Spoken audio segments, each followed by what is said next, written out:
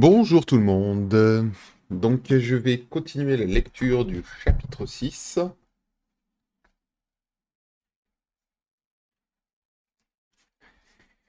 Car je m'étais arrêté la dernière fois parce que j'ai eu des petits problèmes de voix et je voulais pas gâcher justement cette magnifique œuvre.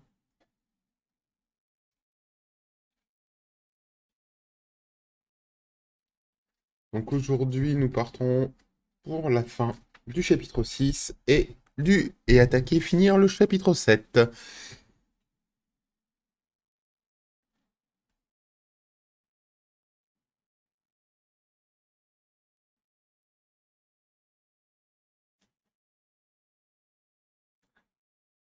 Et nous sommes partis.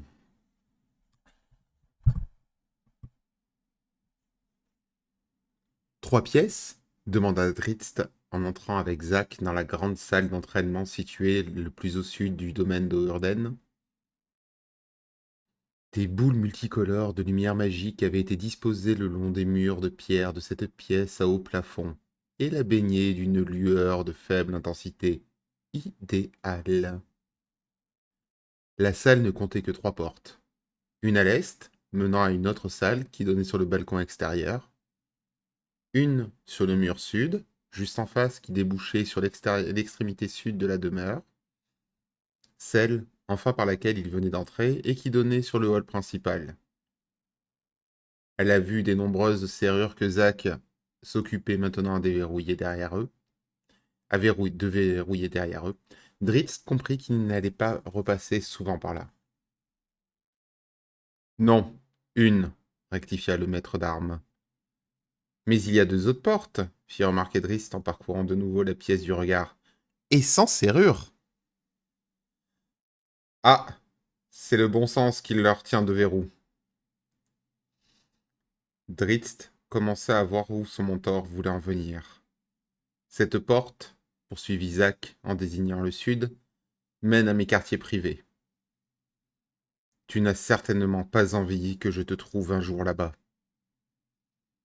L'autre donne sur la pièce tactique qu'on utilise qu'en temps de guerre. Quand tu satisferas mes attentes, si cela se produit un jour, il n'est pas impossible que je t'invite à m'y rejoindre. Ce jour hypothétique se situe à des années dans l'avenir. Aussi, je te propose de considérer désormais cette seule et grandiose salle. Il fit un large mouvement du bras englobant l'espace autour d'eux. Comme ta demeure. Drizzt examina la pièce. Il ne semblait pas transporté d'enthousiasme. Il s'était permis d'espérer que ce genre de traitement aurait pris fin pour lui en même temps que sa période de prince-page. Mais cet environnement le ramenait encore plus en arrière, aux 10 ans qu'il avait passé cloîtré dans la chapelle familiale en compagnie de Vierna. Cette salle n'était même pas aussi vaste que la chapelle, et paraissait bientôt trop étriquée au goût de ce jeune drôle plein d'allant. Il reprit donc la parole en grommelant. « Où vais-je dormir ?»« Dans ta demeure, » répondit Zack comme si cela allait de soi. « Où prendrai-je mes repas ?»« Dans ta demeure. » Les yeux de Drizzt se réduisirent à de simples fentes. Une chaleur croissante envahit son visage. « Et où vais-je » commença-t-il, têtu, déterminé à prendre à défaut la logique du maître d'armes. « Dans ta demeure, » répliqua Zack du même ton posé et bien pesé sans laisser à Drizzt le temps de finir sa provocation. Le jeune drôle se compa sur ses pieds et croisa les bras. « Ça va être dégoûtant, » grogna-t-il. « J'espère bien que non, » grogna Zack sur le même ton. Mais dans quel but tout ça? Vous m'éloignez de ma mère. Tu dois dire matrone Malice, l'avertit Zach. Toujours et uniquement ainsi. De ma mère, reprit Dritz. Le maître d'armes ne se contenta pas de paroles cette fois, et l'interrompit d'un coup de poing bien asséné qui assomma Dritz pour 20 minutes. Première leçon, lui annonça Zach à son réveil. Il s'appuyait nonchalamment sur un mur 1 ou 2 mètres plus loin. C'est pour ton bien. Tu diras toujours matrone Malice pour parler d'elle. Dritz roula sur le côté et tenta de se redresser sur un coude, mais se rendit compte que sa tête tournait dès qu'il voulait la soulever du sol recouvert d'un tapis noir. Zach le saisit et le remit sur pied. Ce n'est pas aussi facile que d'attraper des pièces, fit remarquer le maître d'armes. Quoi donc? De part à un coup. Quel coup? Contente-toi d'approuver, espèce de gamin têtu. Second fils, rectifia l'élève en grommelant de nouveau, les bras toujours croisés dans une posture de défi. Zach crispa le poing qu'il laissa pendre au côté. Dritz n'eut pas de mal à comprendre ce geste assez peu subtil. Tu as encore besoin d'une petite sieste? Demanda calmement le maître d'armes. Les seconds fils sont parfois des gamins, concéda raisonnablement Dritz. Zach secoua la tête, éberlué. Tout cela promettait d'être intéressant. Tu trouveras peut-être le temps passé ici agréable, dit-il en conduisant Dritz devant une grande tenture épaisse, richement décorée de couleurs sombres. Mais seulement si tu parviens à contrôler à peu près ta langue indisciplinée. Il tira sèchement sur une corde et fit tomber l'étoffe, révélant le plus beau râtelier d'armes que le jeune drôle ait jamais vu. Beaucoup d'autres, plus âgés, auraient été tout autant impressionnés. Des armes de jet, des épées, des haches, des massues. Toutes les sortes d'armes que Dritz aurait pu imaginer, et aussi une bonne quantité qu'il n'aurait jamais imaginé, étaient disposées là, en un ordre élaboré. Examine-les, lui ordonna Zach. Prends tout ton temps, ne boude pas ton plaisir. Vois laquelle épouse le mieux ta main et obéit le plus facilement à ta volonté. Quand nous aurons fini, tu les connaîtras aussi bien que tes amis les très chers. Dritz, les yeux écarquillés, passait et repassait devant leur atelier. Ce lieu et les promesses de cette nouvelle expérience lui apparaissaient maintenant sous un jour tout nouveau. Au cours des 16 années de sa jeune vie, son plus grand ennemi avait été l'ennui. Il semblait bien qu'à présent il disposerait d'armes pour le combattre. Zach se dirigea vers ses quartiers privés. Il pensait qu'il valait mieux laisser seul son élève pendant ces premiers moments embarrassants où il allait manipuler des objets tout nouveaux pour lui. Il s'arrêta, toutefois, sur le seuil et se retourna vers le jeune Duorden. Dritz faisait accomplir lentement un arc dans l'air à une lourde hallebarde dont le manche était 2 fois plus grand que lui. Malgré tous ses efforts pour en garder le contrôle, l'inertie de l'instrument jeta son corps svelte à terre. Zach ne put s'empêcher de glousser. Mais ce rire lui rappela aussitôt la sombre réalité de son devoir. Il allait entraîner Drizzt au combat, comme il avait fait pour 1 millier de jeunes elfes noirs avant lui. Il le préparerait aux épreuves de l'académie et de la vie dangereuse qu'on menait à Menzoberranzan. Il allait faire de Drizzt un tueur. Pourtant, comme ce lourd manteau que je vais placer sur ses épaules semble contraire à sa nature, se dit le maître d'armes. Le sourire venait si facilement à cet adolescent. Drizzt passant un autre Drizzt passant un autre être vivant au fil de l'épée. Zach Nafei se sentait plein de révolte à cette idée. Mais telle était la voix des Drow.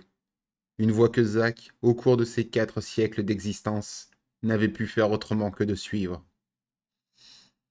Arrachant son regard au spectacle de Drizzt en train de se divertir, Il alla dans sa chambre et ferma la porte. Sont-ils tous ainsi? Demanda-t-il à la pièce d'un dépouillement monacal. Les enfants de possèdent-ils tous cette innocence, ces sourires simples et purs qui ne peuvent survivre à la laideur de notre monde? Zach se dirigea vers le petit bureau situé contre un mur dans l'intention de retirer le voile sombre placé sur le globe de céramique, constamment luisant, qui servait à illuminer la pièce. Mais il changea d'avis en se rendant compte que la dernière image qu'il avait eue d'Andritz ravi de manipuler ses premières armes le hantait toujours. Il alla plutôt vers le grand lit, face à la porte, et exprima ses pensées à haute voix. Ou bien, es-tu unique, Dritz d'Ourden? Il se laissa tomber sur son lit moelleux. Et, si tu es si différent, où s'en trouve la cause? Ton sang, le mien, qui court dans tes veines? Les années de sevrage que t'as connues? Zach se cacha les yeux dans son bras replié et réfléchit à ces questions. Dritz s'écarta en effet de la norme, conclut-il enfin. Il ne savait pas s'il devait en remercier Vierna ou lui-même. Au bout d'un moment, le sommeil l'envahit, mais il lui apporta peu de réconfort. Un rêve familier vint le hanter, un souvenir vivace qui ne s'effacerait jamais. Zach Nafei entendit de nouveau les hurlements des enfants de la maison de Vire quand les soldats de la maison de Hurden, ces soldats dont il avait assuré l'entraînement, leur portèrent de cruels coups d'épée. Celui-ci est différent, s'exclama Zach en bondissant de son lit. Il essuya la sueur glacée sur son visage. Différent. Il avait besoin de le croire.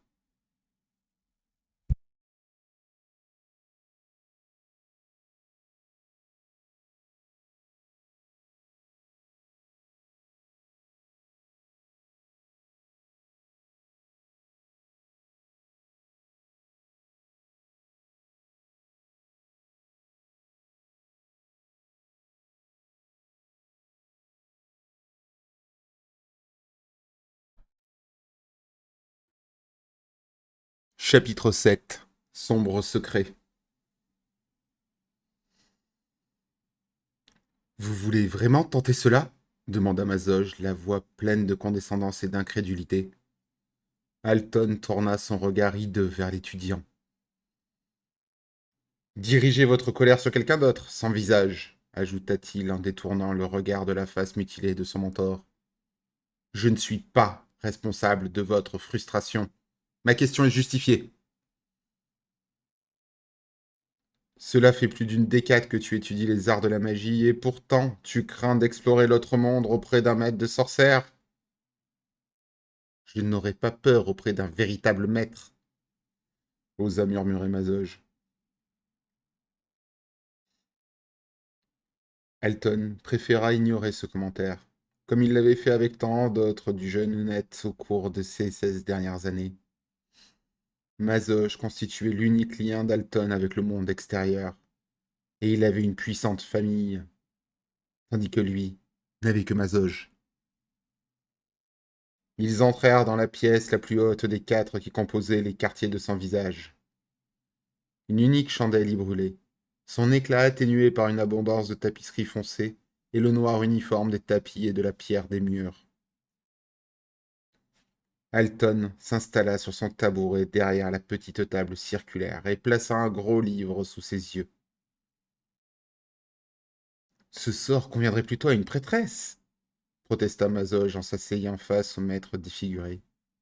Les sorciers ont la tutelle des plans inférieurs, mais seul le clergé prend contact avec les morts. Alton regarda autour de lui d'un air intrigué, puis considéra l'étudiant avec sévérité. La lumière d'ensemble de la chandelle accentuait le caractère grotesque de ses traits. Je ne vois aucune prêtresse à proximité, expliqua sardoniquement son visage. Préfères-tu que j'invoque l'un des habitants des 9 enfers? Mazoge recula sur son siège et secoua ostensiblement la tête, impuissant. Alton n'avait pas tort. Un an auparavant, Il avait voulu demander de l'aide à un démon de glace pour obtenir des réponses à ses questions. La créature, incontrôlable, avait gelé la pièce jusqu'à ce que tout y apparaisse noir dans le spectre infrarouge, et détruit la valeur d'un trésor de Mère Matrone en matériel alchimique. Sans l'intervention de Mazoge, qui avait invoqué son fauve magique pour détourner l'attention du démon, il ne s'en serait pas il ne serait jamais sorti vivant. Bon, très bien, dit l'étudiant peu convaincu en croisant les bras sur la table devant lui. Invoquez votre esprit et trouvez vos réponses. Le frisson involontaire que trahit une brève ondulation de ses robes n'échappa à Elton. Il adressa un regard irrité à Mazoge, puis retourna ses préparatifs. Tandis que le maître s'apprêtait à jeter un sort, la main de Mazoge se porta machinalement à sa poche et toucha la figurine d'Onyx du fauve en chasse qu'il avait acquise le jour où Alton avait pris l'identité de Sans-Visage. Cette petite statue portait l'enchantement d'un Dwemer puissant qui permettait à son possesseur d'invoquer une magnifique panthère. Mazoge l'avait rarement utilisée, car il n'était pas certain de bien connaître les limites du Dwemer ni ses dangers potentiels. Seulement en cas de besoin, se rappelait-il in petto en tripotant la figurine. Mais l'apprenti se demandait pourquoi il ressentait si souvent ce besoin quand il se trouvait avec Elton. En dépit de son assurance apparente, le maître, en son fort intérieur, partageait cette fois les craintes de son complice. Les esprits des morts n'étaient pas aussi destructeurs que les habitants des plans d'existence inférieurs. Mais ils pouvaient se révéler tout aussi cruels et capables d'infliger des tourments raffinés. Mais il avait besoin de cette réponse. Cela faisait plus de 15 ans qu'il s'efforçait d'obtenir l'information par des moyens conventionnels, en sollicitant auprès des maîtres et d'étudiants, par des voies détournées, bien sûr, des détails concernant la chute de la maison de Vire. Beaucoup avaient entendu des rumeurs sur cette nuit mémorable. Certains même pouvaient décrire en détail les méthodes de combat utilisées par la maison victorieuse. Pourtant, personne ne voulait nommer la coupable. Amenzo Beranzan. On ne proférait jamais rien qui ressemble à une accusation, même s'il s'agissait d'une rumeur amplement répandue, sans qu'il y ait suffisamment de preuves indiscutables pour forcer le Conseil à une action concertée contre l'accusé. Si une maison lançait un raid et se faisait prendre la main dans le sac, la fureur de tout Manzoberanzan tomberait sur elle jusqu'à ce que le nom de famille coupable soit totalement anéanti. Mais dans le cas d'un assaut victorieux, comme avait été celui de la maison de Vire, l'accusateur risquait fort de se retrouver du mauvais côté d'un fouet serpent. C'était l'exposition à la honte publique plus qu'aucun précepte d'honneur qui faisait tourner les rouages de la justice dans la cité de Rho. Alton cherchait donc désormais d'autres moyens d'obtenir ses réponses. Il avait d'abord essayé les plans inférieurs avec son démon de glace, ce qui avait donné des résultats désastreux. Mais maintenant, il détenait un objet qui signifiait peut-être la fin de sa frustration. Un grimoire rédigé par un sorcier de la surface. Selon la hiérarchie Drô, seules les prêtresses de Lot pouvaient entrer en contact avec le royaume des morts. Mais, dans d'autres sociétés, les sorciers pouvaient également se frotter à ce domaine spirituel.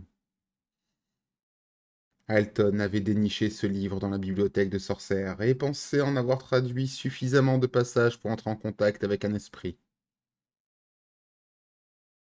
Il se frotta les mains, ouvrit en hésitant le volume à la page qu'il avait marqué et parcourut du regard une dernière fois les incantations. Es-tu prêt demanda-t-il à Mazoge.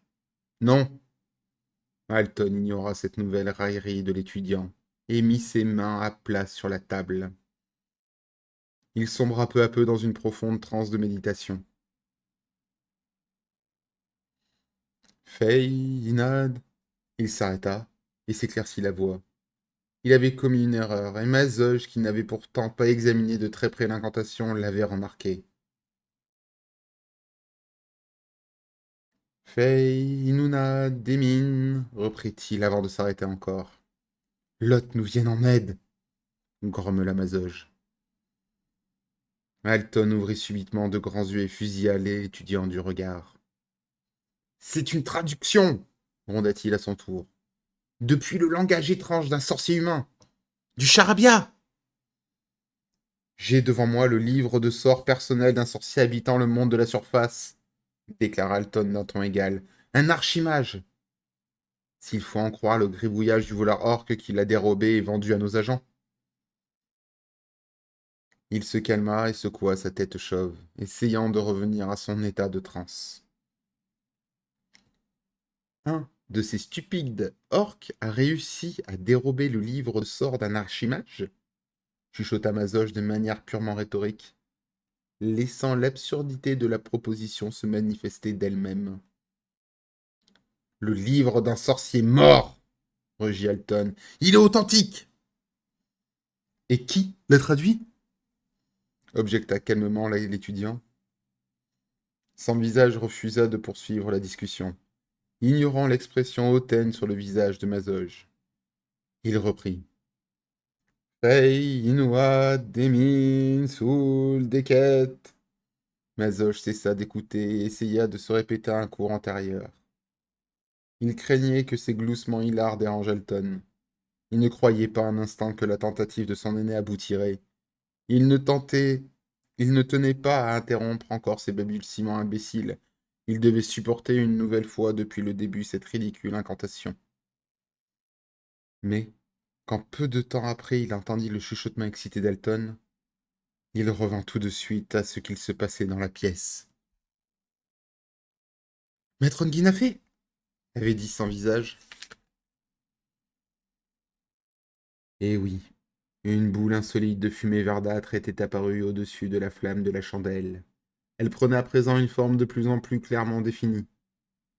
Matrone Guinafé répéta un Alton suffoqué à la fin de son évocation. Devant lui se tenait sans aucun doute la représentation du visage de sa mère défunte. L'esprit parcourut la pièce du regard, perplexe. Qui es-tu demanda-t-il enfin.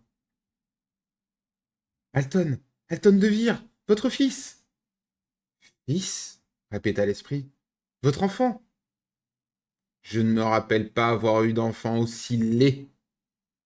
C'est un déguisement, répondit très vite Alton en jetant un regard à Mazoge, craignant de le voir ricaner.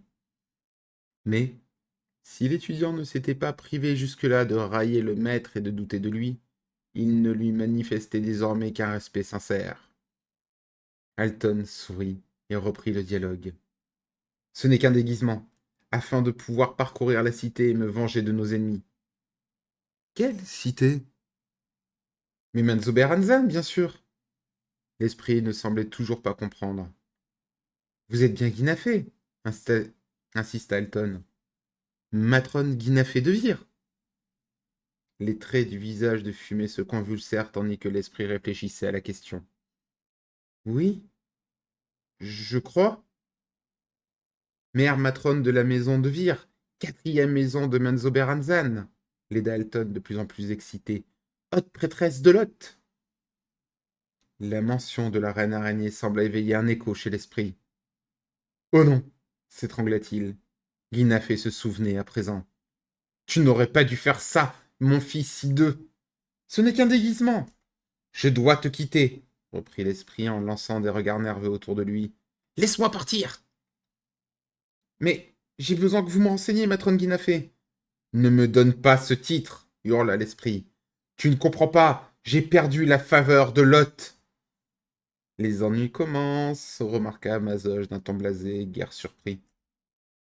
Je ne veux qu'une réponse, insista Alton, refusant de laisser échapper cette occasion d'apprendre l'identité de ses ennemis. Vite!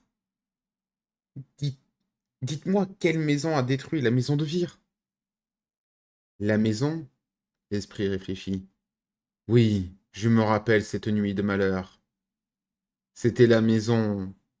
La boule de fumée s'enfla et perdit sa forme, distordant les traits de Guinafé et transformant les mots suivants en un gargouillement incompréhensible. Alton se levant d'un bond. Non s'exclama-t-il. Vous devez me dire qui sont mes ennemis. Me compterais-tu dans leur nombre demanda l'image d'une voix très différente, sur un ton où se percevait le pouvoir à l'état pur, et qui fit refluer tout le sang du visage d'Alton. L'image se tordit et se transforma, devint quelque chose de très laid, plus encore qu'Alton, quelque chose de bien plus hideux que tout ce qui existait sur le plan matériel. Alton ne faisait évidemment pas partie du clergé, et n'avait jamais étudié la religion au-delà des bases qu'on enseignait au mal. Mais il connaissait le nom de la créature qui flottait devant lui, semblable à un bâtonnet suintant et visqueux de cire fondue. C'était un Yoshlol, un serviteur de Lot. Tu oses perturber les tourments de Guinafé demanda dans un grondement méprisant le Yoshlol. Bon sang chuchota Mazoge en se laissant lentement glisser sous la nappe noire de la table. Même lui, qui n'avait guère confiance en Alton, n'aurait jamais cru que son mentor défiguré pouvait leur attirer des ennuis aussi sérieux. Mais, balbutia Alton, ne t'introduis plus jamais sur ce plan d'existence, pauvre sorcier incapable rugit le Yoshlol. Je ne cherchais pas à accéder aux abysses, protesta piteusement le mage. Je voulais seulement parler à Guinafé gronda encore la créature, une prêtresse déchue de Lot. Où croyais-tu trouver son esprit, imbécile de mal, en train de s'ébattre dans l'Olympe avec les faux dieux des elfes de la surface? Je ne pensais pas que... Parce que tu penses grommela le Yoshlol. Oh, non, jamais, pensa Mazoge en prenant bien soin de rester caché. Ne t'introduis plus jamais ici, avertit le serviteur une dernière fois. La reine araignée n'a ni pitié ni patience pour les mâles trop curieux. Le visage suintant de la créature se gonfla au-delà des limites de la boule de fumée. Alton entendit des bruits évoquant les gargouillements d'une gorge encombrée, et il recula en trébuchant sur son tabouret jusqu'à se retrouver dos au mur, les bras levés devant son visage en un geste de protection. La bouche du Yoshlol s'ouvrit démesurément et cracha une grêle de petits objets qui ricochèrent sur Alton et sur le mur derrière lui. Des pierres se demanda le sorcier défiguré perplexe. Mais l'un de ces objets répondit à sa question formulée. Il s'agrippa à une de ces multiples couches de ses robes et entreprit de grimper jusqu'à son cou sans défense. Des araignées. Une vague de ces bêtes à 8 pattes déferla sur la petite table. Mazoge roula de l'autre côté en un effort désespéré pour leur échapper. Il se releva tant bien que mal et se retourna pour voir Alton en train de se donner des grandes claques et de taper des pieds comme un fou en essayant de s'éloigner de l'endroit où se concentrait le plus grand nombre de ces créatures rampantes. Ne les tuez pas hurla Mazoge. Tuer des araignées est interdit par qu'ils aillent aux enfers. Les prêtresses, c'est leur loi, beugla Alton en retour. Mazoge haussa les épaules en un caquessement désespéré, passa la main sous les plis de ses propres robes et en sortit l'arbalète de poing qu'il avait utilisée pour tuer Saint Visage des années auparavant. Il regarda à tour l'arme puissante et les minuscules araignées qui grouillaient dans toute la pièce. Trop gros calibre demanda-t-il. N'obtenant aucune réponse, il haussa de rechef les épaules et tira. La lourde pointe écorcha profondément l'épaule d'Alton. Le sorcier y jeta un regard stupéfait puis adressa une grimace hideuse à Mazoge. Vous en aviez une sur l'épaule, expliqua l'étudiant. Le sorcier ne parut pas moins contrarié. Seriez-vous ingrat? Ricana Mazoge d'un ton méprisant. Alton, pauvre imbécile. Toutes les araignées se trouvent de votre côté, vous avez remarqué? Il se détourna pour quitter la pièce et jeta par-dessus son épaule. Bonne chasse! Il tendit la main vers le loquet de la porte, mais au moment où il refermait ses longs doigts autour de la poignée, le panneau arbora l'image de Matrone Guinafé. Elle eut un grand sourire. Bien trop grand. D'où sortir une langue beaucoup trop longue et incroyablement humide qui lui lécha le visage. Alton! S'écria-t-il en se jetant en tournoyant contre un mur. hors de portée de cet appendice visqueux. Il remarqua que le sorcier était en plein milieu d'une incantation. Il tâchait de conserver sa concentration alors qu'une horde d'araignées poursuivait son ascension avide sur ses amples robes. Vous êtes déjà mort, commenta-t-il sans émotion en secouant la tête. Alton luttait pour exécuter le rituel qu'exigeait le sort, surmonter son dégoût de ces créatures rampantes, et, finalement, il se contraignit à achever l'invocation. Au cours de toutes ces années d'études, il ne se serait jamais cru capable d'accomplir une telle action. Il aurait ri si on avait évoqué devant lui une telle hypothèse. Mais, à cet instant, cela paraissait bien préférable aux malédictions rampantes crachées par le Yoshlol. Il jeta une boule de feu à ses propres pieds. Nu, chauve, Mazoche passa la porte en titubant et sortit de cet enfer. Le maître défiguré le suivait, en flammes. Il plongea par terre et y roula en se dépouillant de ses robes déchiquetées en pleine combustion. En regardant Alton éteindre le reste de ses flammes sous ses mains, un souvenir bien agréable passa par la tête de Mazoge. Il prononça la phrase plaintive qui tournait dans sa tête à cet instant précis. J'aurais dû le tuer quand je le tenais dans la toile.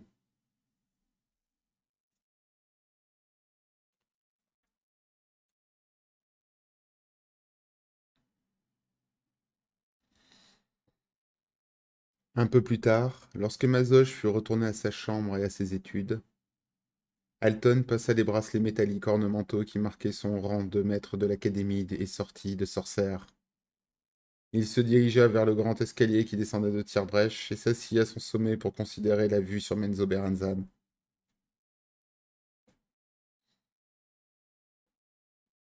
Malgré cette vision impressionnante, la cité n'était guère en mesure de lui faire oublier ce nouvel échec.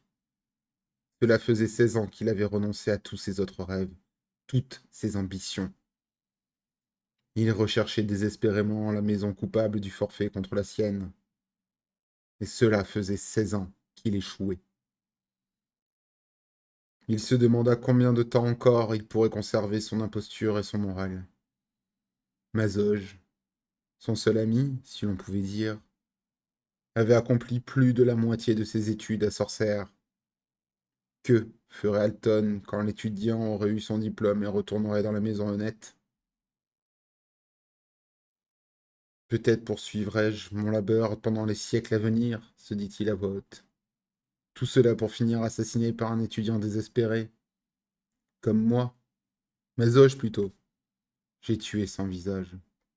Peut-être cet étudiant se défigurera-t-il à son tour pour prendre ma place? Alton ne put s'empêcher de laisser un gloussement ironique passer sur sa bouche dépourvue de lèvres à l'idée d'un sans-visage perpétuel à sorcière. Au bout de combien de temps la maîtresse matrone de l'académie trouverait-elle cela bizarre? 1000 ans? 10 000? Ou bien peut-être sans visage survivrait-il à la cité même de Menzoberranzan? Une vie de maître n'était pas si désagréable, supposait Alton. De nombreux drôles sacrifieraient beaucoup pour obtenir un tel honneur. Il enfouit sa tête dans le creux de son bras et chassa ses idées ridicules. Il n'était pas un véritable maître, et ce titre, usurpé, ne lui apportait aucune satisfaction. Mazo aurait peut-être dû le tuer cette nuit-là, 16 ans auparavant, quand il le tenait dans la toile du maître sans visage. Son désespoir ne fit que croître lorsqu'il réfléchit vraiment aux échelles de temps qu'il devait considérer. Il venait de passer les 70 ans, et pour Andro, il était encore très jeune. Un dixième seulement de sa vie se trouvait derrière lui, et cette idée n'avait rien pour réconforter Alton de vivre cette nuit-là.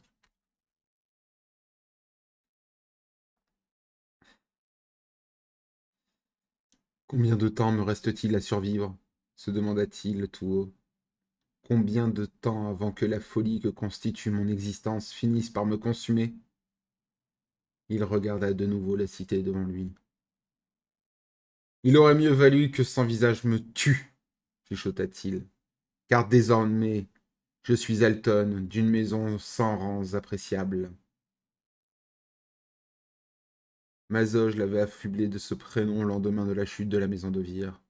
Mais à ce moment, avec sa vie suspendue à une pointe d'arbalète, Alton n'avait pas saisi toutes les implications de ce titre.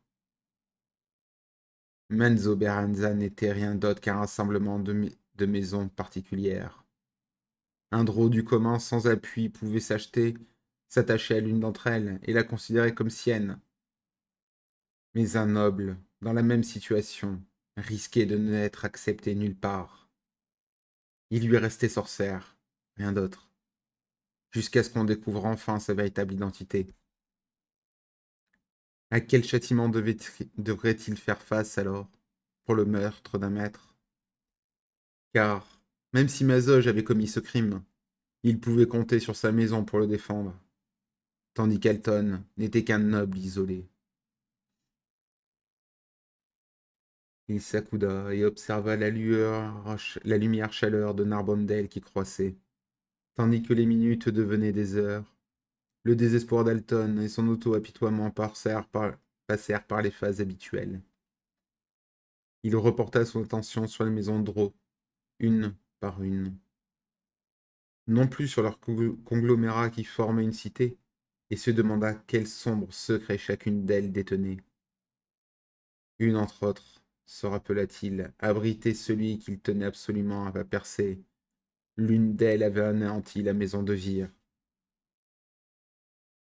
Il ne pensait plus à l'échec de la nuit précédente avec Matron Guinafé et le Yoshlol. Il avait oublié ses souhaits lamentables de mort prématurée. 16 ans n'était pas une si longue période, décida-t-il. Il restait encore peut-être 7 siècles de vie dans ce corps vigoureux. Alton était prêt, s'il le fallait, à consacrer chaque minute de ces longues années à rechercher la maison coupable. Vengeance, grommela-t-il. Il avait besoin du son de ce mot qui l'alimentait, où il puisait sa seule raison de continuer à respirer.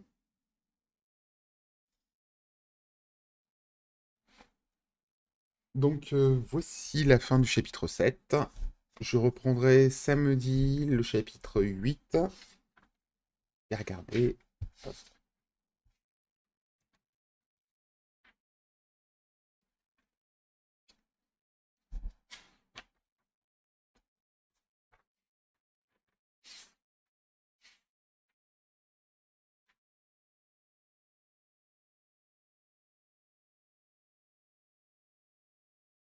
Le chapitre 8 et le chapitre 9, hein, je pense pouvoir faire samedi. J'essaierai d'être là vers 16 h, mais avec le travail, je pourrais arriver vers 17 h. Donc, je vous souhaite une bonne fin de semaine à tous. Merci de m'avoir écouté et à bientôt.